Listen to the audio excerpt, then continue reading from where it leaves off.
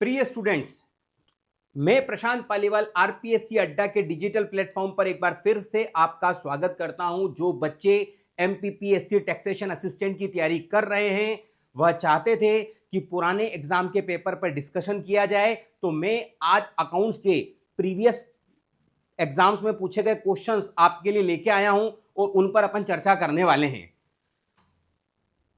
जो बच्चे अभी तक, जिन बच्चों ने हमारे कोर्स को परचेज नहीं किया है, तो यह ऑफर अभी चल रहा है। यह ऑफर 25 दिसंबर से 5 जनवरी तक का है। अभी समय है आपके पास। आप इस कोर्स को, जो 4999 का था, अभी आपको 999 रुपए की कीमत में मिल रहा है, तो तुरंत परचेज करें। और अगर जिन बच्चों ने हमारे चैनल को अभी तक, यूट्यूब चैनल को सब्सक्राइब नहीं किया है, वह भी चैनल को सब्सक्राइब कर लें। और बात आती है, मॉडल पेपर भी हमने आपके लिए तैयार किए हैं। 10 मॉडल पेपर, जिसमें 1000 एमसीक्यू क्वेश्चंस कवर हो रहे हैं, और यह 10 मॉडल पेपर आप परचेस कर सकते हैं मात्र 99 रुपए की कीमत पर। और अब अपन आते हैं अपने उन क्वेश्चनों पे, बात करते हैं जो पास्ट एग्जाम में पूछे गए हैं। तो प्रीवियस एग्जाम्स में जो पूछे गए क्वेश्चन, उसमें से सबसे पहला क्वेश्चन मैं ले रहा हूं अकाउंट्स का आपके लिए। किस लेखांकन अवधारणा में क्लोजिंग स्टॉक का व्यापारिक खाते में क्रेडिट किया जाता है? मतलब क्लोजिंग स्टॉक की बात चल रही है। किस लेखांकन अवधारणा में अंतिम स्कंद को व्यापारिक खाते में क्रेडिट किया जाता है? मतलब यह क्लोजिंग स्टॉक की अकाउंटिंग करने के लिए कौन सा लेखांकन अवधारणा है? भाई, क्लोजिंग स्टॉक हम ट्रेडिंग अकाउंट के क्रेडिट में दिखाते हैं। क्यों दिखाते हैं? कौन सी अवधारणा के हिसाब से दिखाते हैं, वह पूछ रहा है। तो यह आता है मैचिंग कंसेप्ट, मिलान अवधारणा। मिलान अवधारणा, अभी इसको समझते हैं, बहुत इंपॉर्टेंट क्वेश्चन है। मिलान अवधारणा क्यों कह रहे हैं अपन यहां पर, इसको समझते हैं। देखो, होता यह है कि सपोज करो अपन ने 10 लाख रुपए की परचेस की, ठीक है। अब 10 लाख रुपए की अपन ने जो गुड्स परचेस की, तो परचेस को अपन कहां दिखाएंगे? ट्रेडिंग अकाउंट के डेबिट साइड में खर्चे की तरह। तो हमने ट्रेडिंग अकाउंट के डेबिट में दिखा दिया टू परचेस, और दिखा दिया अपन ने 10 लाख। अब होता क्या है कि बताओ, हमने खर्चा दिखा दिया 10 लाख, और हम बोल रहे हैं यह ट्रेडिंग अकाउंट है, ट्रेडिंग अकाउंट के डेबिट में खर्चे आ रहे हैं और क्रेडिट में इनकम आ रही है। ट्रेडिंग अकाउंट के बाद P&L अकाउंट बनता है, P&L अकाउंट के डेबिट में खर्चे आते हैं, क्रेडिट में इनकम आती है, पता है हमें। और यह ट्रेडिंग और P&L अकाउंट हमारा मैचिंग कंसेप्ट से बनता है। मैचिंग कंसेप्ट का मतलब कि हम, जो अकाउंटिंग पीरियड होता है हमारा, वो 12 महीने का होता है। अब अकाउंटिंग पीरियड के हिसाब से क्या होता है कि जिस 12 महीने की हम इनकम ले रहे हैं, उसी 12 महीने के हमें खर्चे लेने पड़ेंगे। तब मैच करेंगे, तभी उस 12 महीने का प्रॉफिट निकलकर सामने आएगा, ठीक है। अब यहां पर क्या है, ये डेबिट साइड है। डेबिट साइड मतलब क्या है? ट्रेडिंग अकाउंट डेबिट साइड मतलब खर्चे की, यहां खर्चे रिकॉर्ड होते हैं। ये हमारा बन रहा है ट्रेडिंग एंड P&L अकाउंट।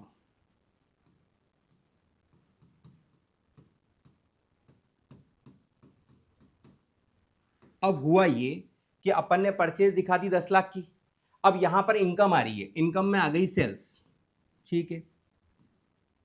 अब सपोज करते हैं कि अपने पास ओपनिंग स्टॉक, में केवल परचेज को समझा रहा हूं, कि 10 लाख का माल था, हमने खर्चे की तरह दिखाया 10 लाख को डेबिट साइड में। अब इसमें से 8 लाख का माल हमने बेच दिया। 8 लाख का माल सपोज करो अपन ने 10 लाख में बेच दिया। 8 लाख का माल 10 लाख में बेच दिया। अब मुझे बताओ, यहां पर आपने 8 लाख रुपए का माल बेचा है, तो यहां पर आपने 10 लाख रुपए का खर्चा दिखा रखा है, जबकि यहां पर 8 लाख रुपए की माल की ही इनकम रिकॉर्ड हो रही है। 10 लाख रुपए का माल था, जिसमें से इस साल हमने 8 लाख का माल 10 लाख में बेच दिया, 2 लाख का माल बच गया, जिसे हम बोलते हैं क्लोजिंग स्टॉक। क्या बोलते हैं हम? आप समझना, ये जो 2000 का माल बच गया, तो हम अगर इस 10 लाख रुपए की इनकम को कंपेयर कर रहे हैं, तो 10 लाख से कंपेयर करना गलत हो जाएगा, क्योंकि ये 10 लाख रुपए की इनकम जो हुई है, वो 8 लाख रुपए के खर्चे से हुई है। इस साल 8 लाख के ही खर्चे हुए हैं। 2 लाख का जो खर्चा था, वो तो अब अगले साल ओपनिंग स्टॉक के रूप में रिकॉर्ड होना चाहिए, अगले साल के ट्रेडिंग अकाउंट में जाना चाहिए।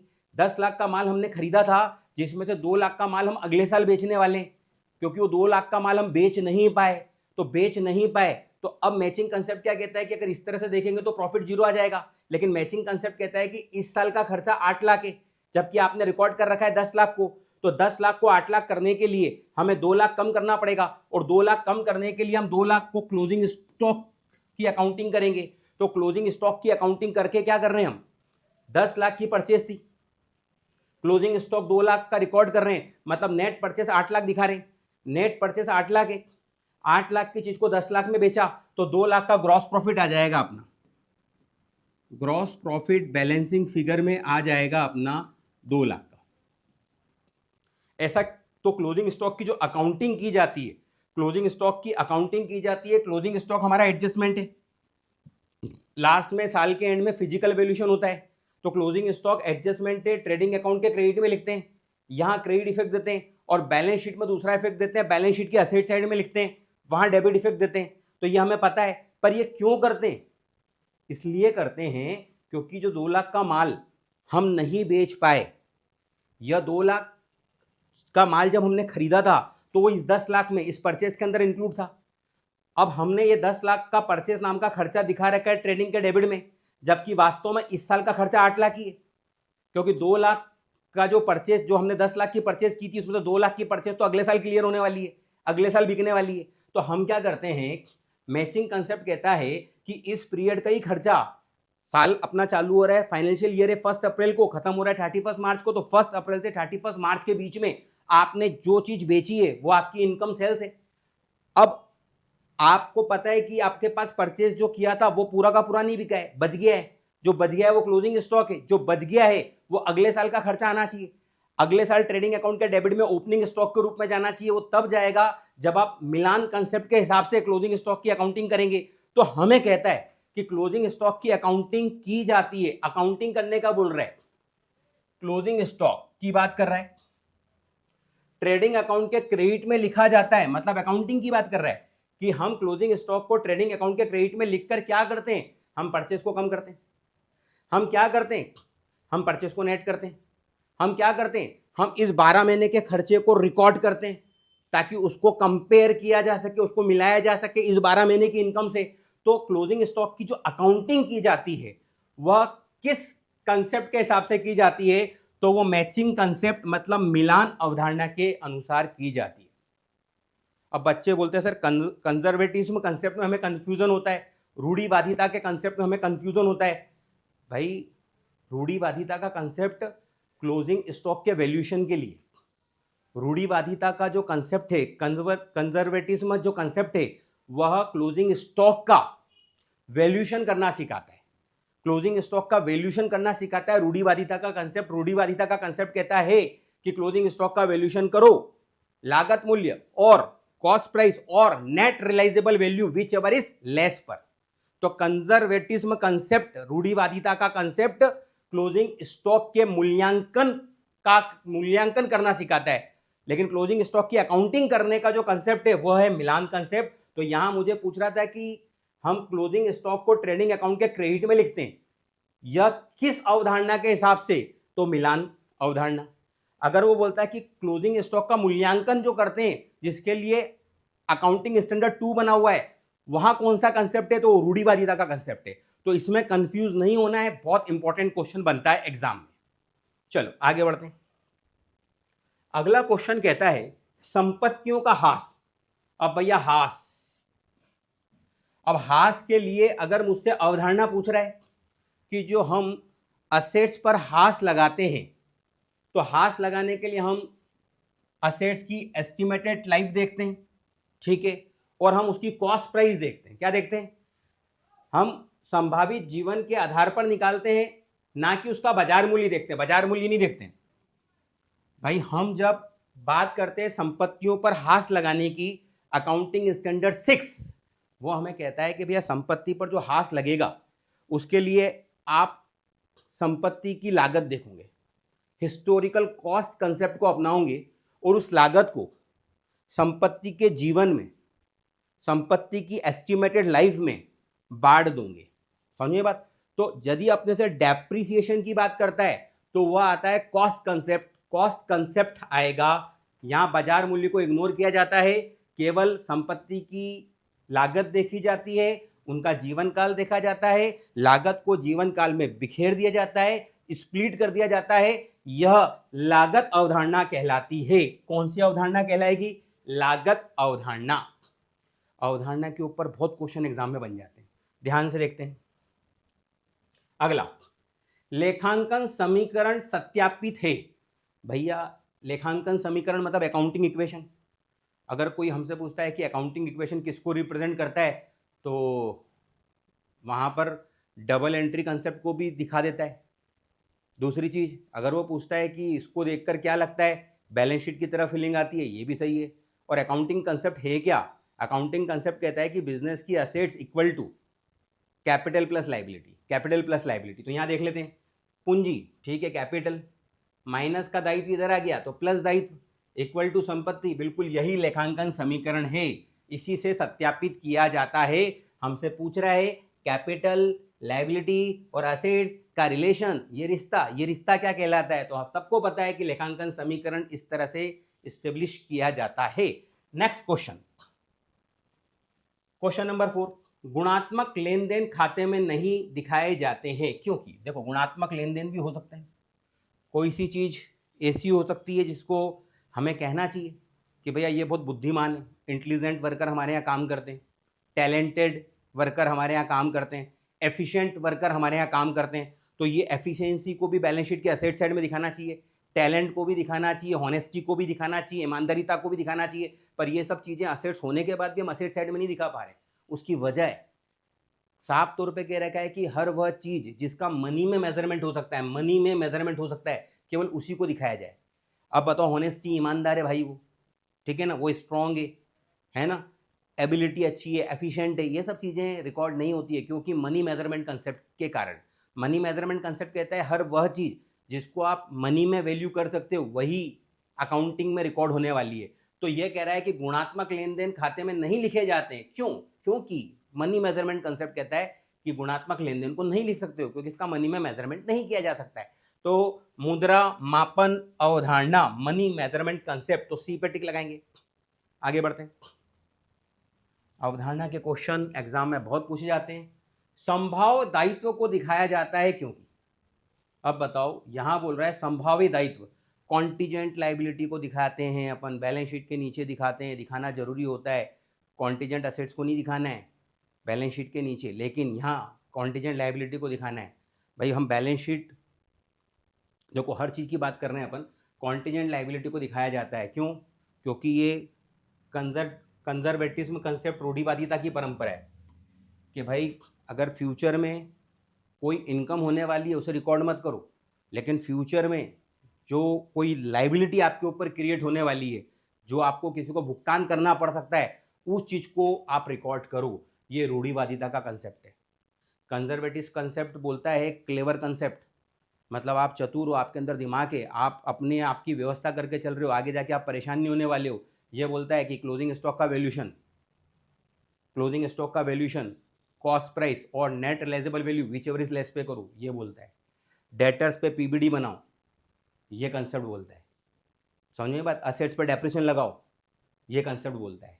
तो कहने का मतलब ऐसा करो, बैलेंस शीट को कम वैल्यू पे दिखा रहे हो, अच्छी बात है, तकलीफ वाली बात नहीं है।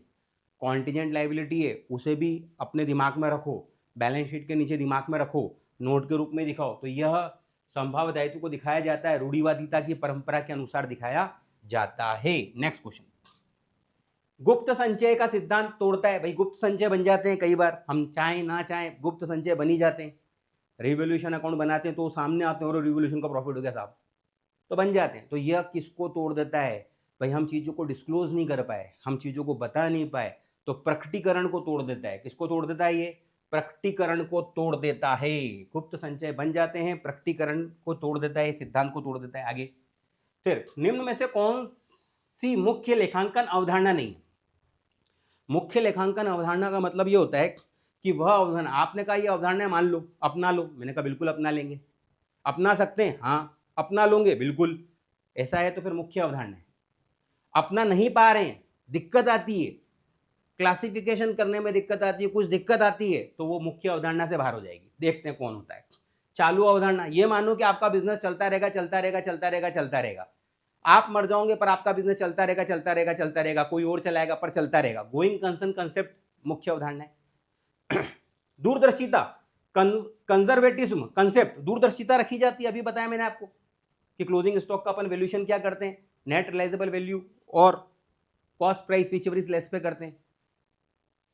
समझिए बात। दूसरी चीज मैंने अभी आपको बताया कि भाई कंजर्वेटिज्म कंसेप्ट मतलब दूरदर्शिता रखना है अपने को, ठीक है, ये अपनाई जाती है, ठीक है ना। कॉन्टीजेंट लायबिलिटी को इसी के हिसाब से रिकॉर्ड किया जाता है, अभी अपन ने थोड़ी देर पहले डिस्कस किया। प्रोविजन फॉर बैड डेब्ट्स बनाया जाता है, भाई आपने उधार माल बेचा है तो पैसा डूब भी सकता है, ये मानते हुए अकाउंटिंग की जाती है। विवेक वाली बात है, दिमाग वाली बात है, तो कंजर्वेटिज्म कंसेप्ट तो अपनाया जाता ही है। फिर आगे एंटिटी कंसेप्ट, अभी इस पे बात करते हैं। ड्यूअल एस्पेक्ट कंसेप्ट मतलब द्विपक्षीय अवधारणा, मतलब हर चीज के दो इफेक्ट दिए जाएं तो दिए जाते हैं, ये भी अपनाया जाता है। लेकिन यहां पर एक चीज आ रही है, सत्ता या इकाई की अवधारणा, इसके ऊपर क्वेश्चन मार्क लग रहा है। यह मुख्य अवधारणा नहीं है, क्यों नहीं? देखो कई बार क्या होता है, आप बोलते हो कि भाई बिजनेस आदमी कर रहा है, ठीक है, और ऑनर के खर्चे अलग होंगे, मालिक अलग होगा, ये अलग होगा, वो अलग होगा, ठीक है। अब ऑनर मोबाइल को यूज़ कर रहा है, अच्छा वो मोबाइल के खर्चों को बिजनेस में दिखा देता है, पर बताओ क्या पूरा मोबाइल उसके बिजनेस में यूज़ आया था क्या? प्राइवेट यूज़ में भी तो आ सकता है, पर उसको अलग अलग कर पाना पॉसिबल है क्या?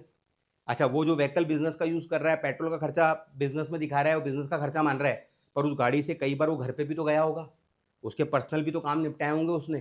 तो ये जो सत्ता की अवधारणा है, यह कंपनी में अच्छी लगती है, ठीक है ना। हर बिजनेस में ये लगा पाना पॉसिबल नहीं होता है, यह मान पाना कि भैया आप अलग हो, बिजनेस को अलग माने और ऑनर को अलग माने, हर चीज़ को अलग अलग रिकॉर्ड कर पाएँ, ये कई बार पॉसिबल नहीं होता है। तो सत्ता या इकाई की अवधारणा यह लेखांकन की मुख्य अवधारणा नहीं है, क्योंकि कई बार ऐसी स्थिति आ जाती है कि हम चीज़ों को अलग अलग नहीं मान पाते, और हम कोई बेसिक बना भी लेते तो वो एकदम एक्यूरेट बेसिक नहीं होता है कि बिल्कुल आप बिल्कुल सटीक कैलकुलेशन कर रहे हो, तो ये पॉसिबल नहीं हो पाता है, तो ये मुख्य अवधारणा नहीं है, ठीक है। तो यह मुख्य अवधारणा नहीं है। नेक्स्ट, अगला, परंपरा जो यह बताती है कि लेखांकन व्यवहार आने वाले वर्षों में एक रूपता से लागू किए जाएंगे। एक रूपता की अवधारणा, कंसिस्टेंसी होना चाहिए।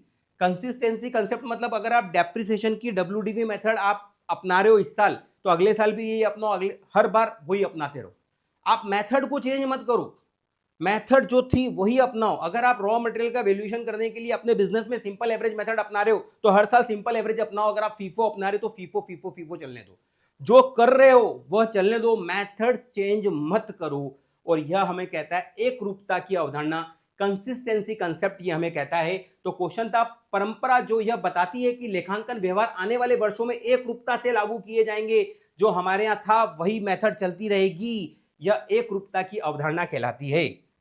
कंसिस्टेंसी के बाद जाते हैं आगे, स्थिर संपत्ति का उधार क्रय। भाई अपन ने फिक्स असेट्स को क्रेडिट में परचेस कर लिया, अभिलेखित किया जाता है कहां? क्रय बही में नहीं, क्रय बही में तो क्रेडिट परचेस रिकॉर्ड की जाती है, फिर रोकड़ बही में नहीं, कैश ट्रांजेक्शन है ही नहीं, क्रेडिट ट्रांजेक्शन।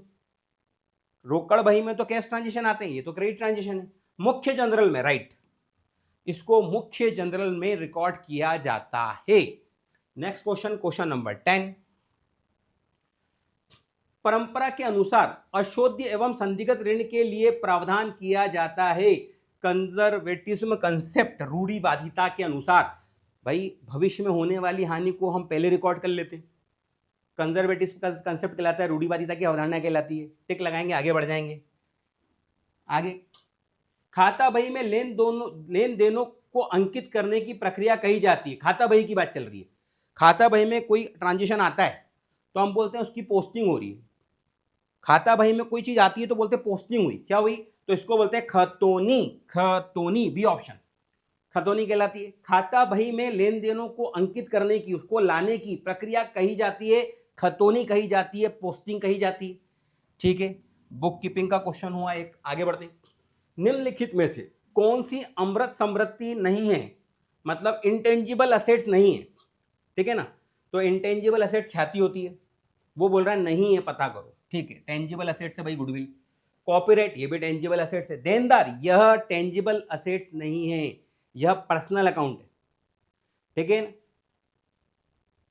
तो यहां पर पूछ रहा था अमृत संप्रति नहीं है, अमृत संपत्ति नहीं है तो यहां आएगा डेटर्स, शुद्ध हिंदी। आगे बढ़ते हैं।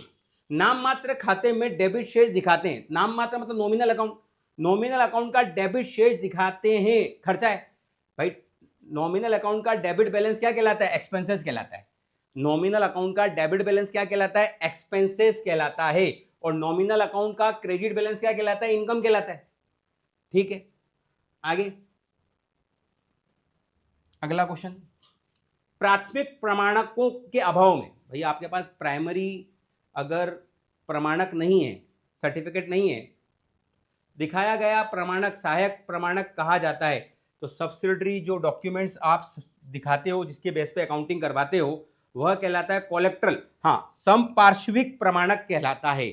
अगर आपके पास प्राइमरी कोई प्रमाणक नहीं है तो आप जो सेकेंडरी प्रमाणक दिखाते हो उसे बोलते हैं अपन समपार्श्विक प्रमाणक। ठीक है, क्वेश्चन नंबर 15। स्थिर संपत्तियां निम्नलिखित से संबंध नहीं होता है। फिक्स असेट्स का संबंध किससे होता है? संबंध नहीं होता है, पूछ रहे हैं, नहीं होता है। तो बताओ, फिक्स असेट जो होती है उस पर डेप्रिसिएशन लगता है, बिल्कुल संबंध होता है।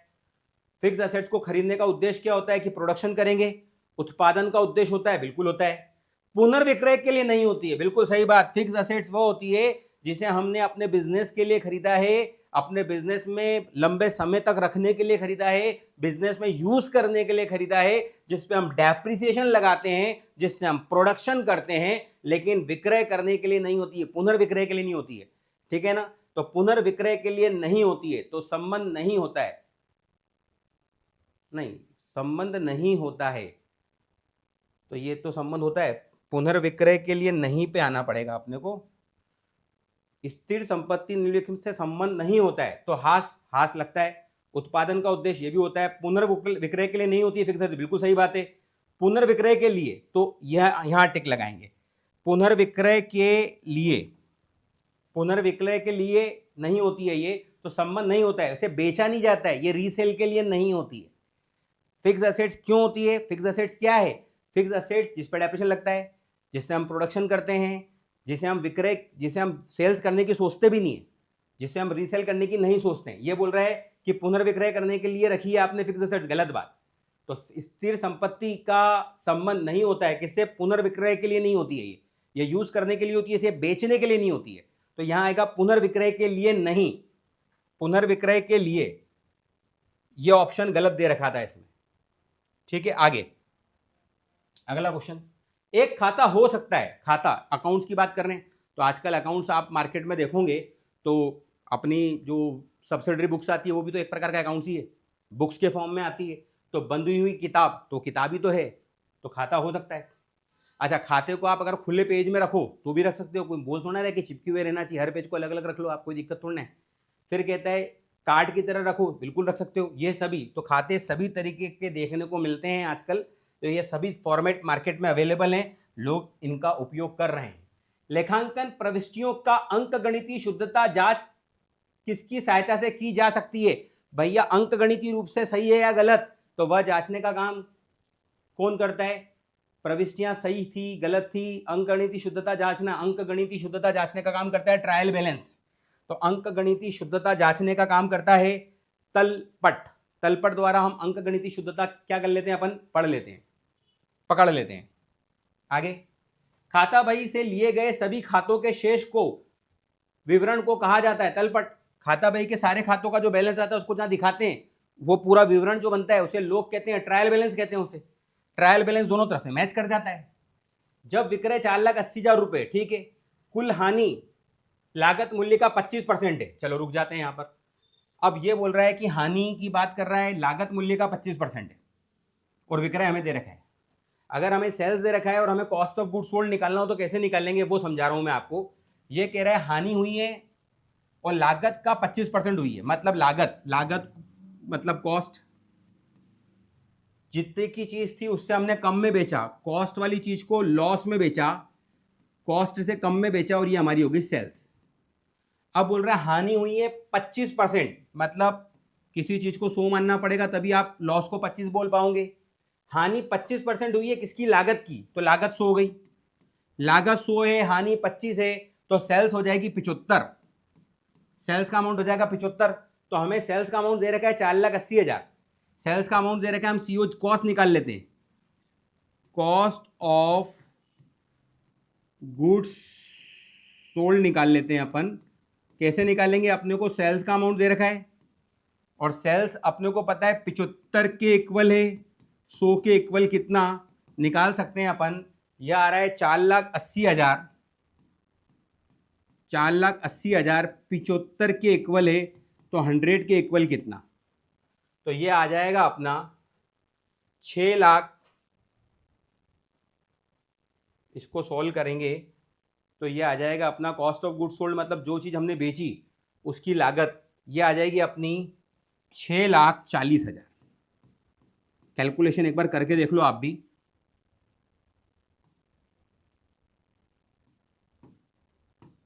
हम्म, 6,40,000। अब ये बोल रहा है कि 6,40,000 की कॉस्ट हमने बेच दी और क्लोजिंग स्टॉक कितना है 60,000, 60,000 हम नहीं बेच पाए। भाई अपने को पता है ट्रेडिंग अकाउंट में दो साइड होती है, एक होती है सेल्स वाली साइड, तो यहां मैं सेल्स की जगह लिख रहा हूं, इसको कॉस्ट पे बता रहा हूं, ट्रेडिंग अकाउंट कॉस्ट पे देख रहा हूं, सेल्स की जगह लिख रहा हूं COGS, जो बेचा है उसकी कॉस्ट। तो जो बेचा है उसकी कॉस्ट 640 है और जो बेच नहीं पाए उसकी कॉस्ट, क्लोजिंग स्टॉक उसकी कॉस्ट, जो बेच नहीं पाया उसकी कॉस्ट 60,000 है। तो हमारे पास टोटल कॉस्ट 7 लाख की थी, टोटल कॉस्ट हमारे पास 7 लाख की थी, ठीक है। अब ये बोल रहा है कि क्रय 3,50,000 है, तो बताओ क्रय किधर आता है, इधर आएगा अपना खर्चे की तरफ, तो क्रय परचेस हमेशा कॉस्ट पे होता है, तो परचेस हमें दे रखा है 3,50,000 का। तो ओपनिंग स्टॉक कितना रहा होगा, ओपनिंग स्टॉक बैलेंसिंग फिगर के रूप में निकाल लेंगे अपन। हम जब बोल रहे हैं कि हमारे पास 6,40,000 की कॉस्ट तो हमने बेच दी, 60,000 की हम बेच नहीं पाए, तो हमारे पास टोटल साल भर में माल कितना था 7 लाख का, 7 लाख में से 3.5 लाख की परचेज है, तो ओपनिंग स्टॉक 3.5 लाख का रहा होगा। तो ओपनिंग स्टॉक कितना था, प्रारंभिक स्टॉक कितना था, तो 3,50,000 का था। तो इसको कैसे करना है, दिमाग रखना है। हमें पता है ट्रेडिंग अकाउंट, ट्रेडिंग अकाउंट में हम सेल्स लिखते हैं क्रेडिट साइड में, मैं सेल्स की जगह कॉस्ट ऑफ गुड्स सोल्ड देख रहा हूं, क्योंकि मैं ट्रेडिंग अकाउंट में ग्रॉस प्रॉफिट का एडजस्टमेंट करके मैं यहां पर लिख रहा हूं कॉस्ट, कि भाई जो माल मैंने बेचा उसकी कॉस्ट 640 थी, अब वो 640 का माल मैंने 480 में बेच दिया, कम में बेच दिया, लॉस में बेच दिया, पर 6,40,000 की कॉस्ट मैंने सेल्स के रूप में खत्म कर दी, 6,40,000 की कॉस्ट मैंने बेच दी, 60,000 की कॉस्ट मैंने बचा ली, मेरे पास टोटल कॉस्ट साल भर में अवेलेबल थी 7 लाख की, जिसमें से परचेस 3.5 लाख का है, तो ओपनिंग स्टॉक कितने का रहा होगा, 3.5 लाख का ओपनिंग स्टॉक रहा होगा। नेक्स्ट क्वेश्चन, क्वेश्चन नंबर 20, निरंतर प्रयोग के कारण स्थायी संपत्ति के मूल्य में होने वाली कमी को हास कहा जाता है। यह हास की डेफिनेशन है भाई। स्थायी संपत्तियों के मूल्य में, स्थायी संपत्तियों का उपयोग करने से उनकी वैल्यू जो कम होती है उसे मूल्य हास कहा जाता है, उसे हास कहा जाता है। तो ये पूछ रहा है कमी को कहा जाता है, क्या कहा जाता है, हास कहा जाता है, इसे डेप्रिसिएशन कहा जाता है। आयगत संचय, रेवेन्यू रिजर्व की बात कर रहा है, सृजित किए जाते हैं तो वह रेकरिंग इनकम से, रेवेन्यू इनकम से, रेवेन्यू इनकम से रेवेन्यू संचय बनाएंगे। आवर्त लाभों से, जो रेकरिंग नेचर के प्रॉफिट्स होते हैं उससे हम रेवेन्यू रिजर्व बनाते हैं, ठीक है। क्वेश्चन नंबर 22, अशुद्ध ऋण से होने वाली हानि को पूरा करने के लिए पृथक की जाने वाली धनराशि होती है। भाई अशुद्ध ऋण से होने वाली हानि, तो इसका अपन प्रोविजन करते हैं, क्या करते हैं, फिक्स नहीं होता है कि भाई हमारे डेटर्स हैं उसमें से इतना पैसा डूब सकता है। सपोज करो 50,000 के डेटर्स हैं, मैं बोल रहा हूं 10% का प्रोविजन बनाते हैं, 50,000 का 10% 5,000 का प्रोविजन बनाते हैं। हमने 5,000 का प्रोविजन बनाया तो हमें नेट डेटर्स कितने देखेंगे, 45,000 के। लेकिन जब हम रिकवरी करने जाएंगे तो 50,000 से रिकवरी नहीं करने जाएंगे, ताला खटखटाएंगे, लोगों को फोन लगाएंगे, 50,000 की रिकवरी की कोशिश रहेगी। तो ये प्रोविजन होता है, 5,000 का प्रोविजन है, 50,000 के डेटर्स हैं।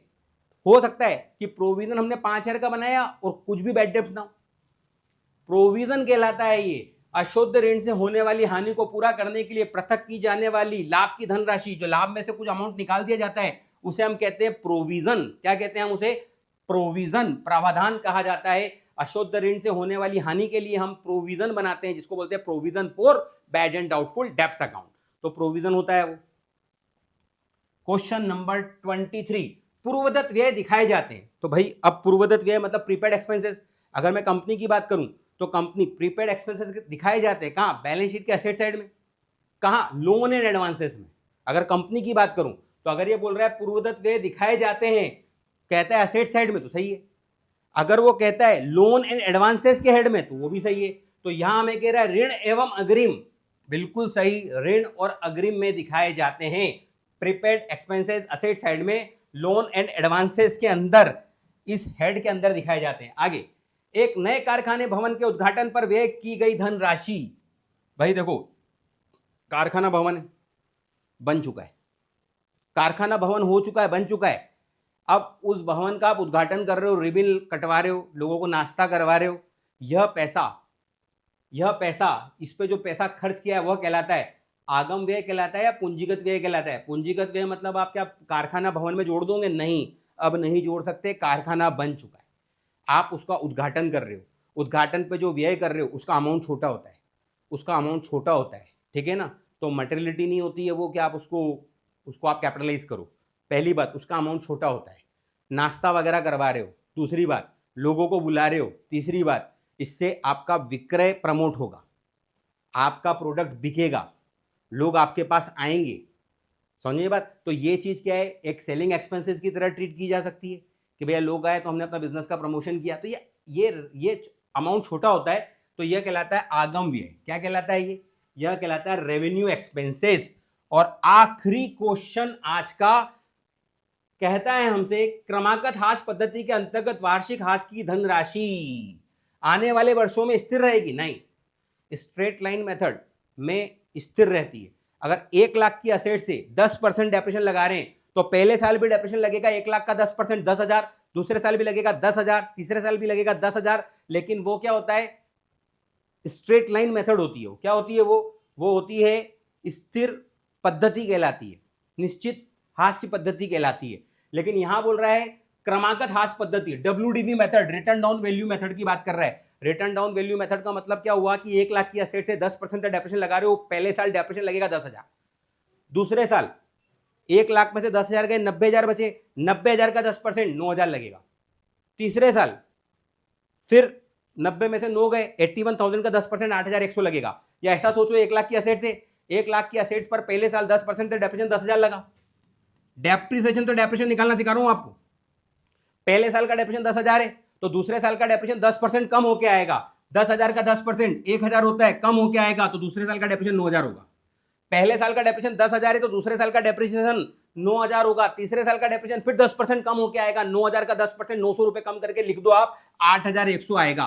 तो बताओ मूल्यह्रास धीरे धीरे क्या हो रहा है? कम हो रहा है। तो यहां पूछ रहा है क्रमागत हास पद्धति के अंतर्गत वार्षिक हास की धनराशि वर्ष दर वर्ष बढ़ती जाएगी? नहीं, वर्ष दर वर्ष घटती जाएगी। राइट, बहुत इंपॉर्टेंट क्वेश्चन है। वर्ष दर वर्ष घटती जाएगी मूल्यह्रास की राशि। अगर आप कौन सी मेथड अपना रहे हो?